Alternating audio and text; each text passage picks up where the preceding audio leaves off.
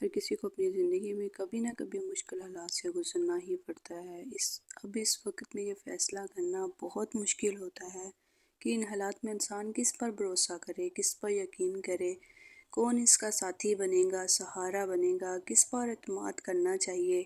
اگر آپ اپنی زندگی میں پریشان ہیں، مشکل حالات کا سامنا کر رہے ہیں اور آپ کو سہارا کوئی راستہ دکھائی نہیں دیتا، یا آپ فیصلہ نہیں کر پا رہے، یا کس پر بھروسہ کرنا چاہیے، تو یہ کہانی ضرور سنیے۔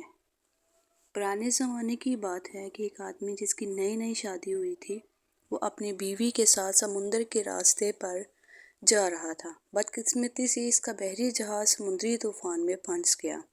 ہوائیں بہت تیز چل رہی تھیں اور بڑی بڑی لہریں اٹھ رہی تھیں۔ طوفان اتنا خطرناک تھا کہ جہاز کسی بھی وقت الٹ سکتا تھا۔ جہاز کے سبھی مسافر بہت پریشان اور بے چین تھے، لیکن وہ ایک آدمی بالکل پرسکون تھا۔ اس کے چہرے پر کوئی فکر، کوئی پریشانی نہیں تھی۔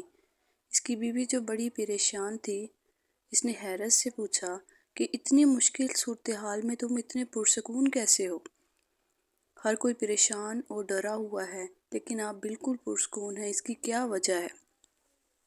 وہ آدمی مسکرایا اور جواب دیے بغیر نیلام سے اپنی تلوار نکالی اور اپنی وائف کی گردن پر رکھ دی۔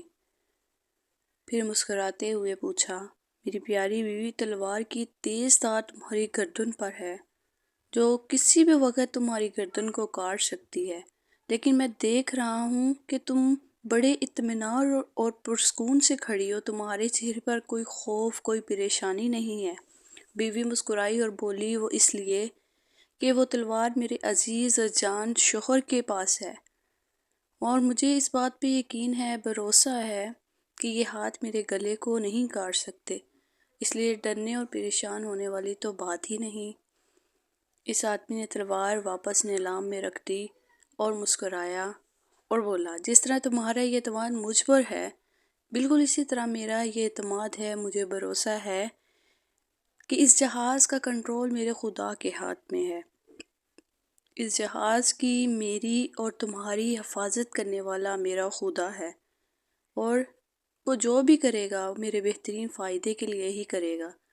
مجھے یقین ہے کہ اس میں میری کوئی نہ کوئی بہتری ہی ہوگی، کیونکہ میرا خدا مجھ سے بات کرتا ہے، مجھ سے محبت کرتا ہے۔ دوستو، جس طرح ایک باپ اپنے بچوں کو ہواؤں میں اچھالتا ہے تو بچہ ہنستا ہے، خوش ہوتا ہے، کیونکہ اسے یقین ہوتا ہے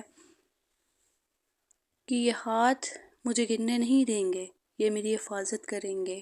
بالکل اس طرح خدا پہ بھروسہ، یقین ہمیں اس طرح کے ڈر اور خوف سے آزاد کر دیتا ہے۔ ہمارے ذہن میں کوئی پریشانی، کوئی خدشہ نہیں رہتا۔ خدا پہ بھروسہ ہماری مدد کرتا ہے کہ ہم اپنی کوشش پر فوکس کریں، جو ہم کر سکتے ہیں پوری مہارت اور انرجی کے ساتھ کریں۔ ہماری محنت میں، کوشش میں کوئی کسر نہیں رہنی چاہیے، اور پھر اس کا کام کا نتیجہ خدا پر چھوڑ دیں، اس بات پر یقین رکھتے ہوئے کہ ہمارا خدا جو ہمارا سب سے بڑا ویل وشر ہے، وہ ہمارے لیے ضرور کچھ نہ کچھ بہتر ہی کرے گا، اور یہی چیز ہمیں ایک بہتر زندگی اور ایک بہتر مستقبل کے راستے پر چلائے گی۔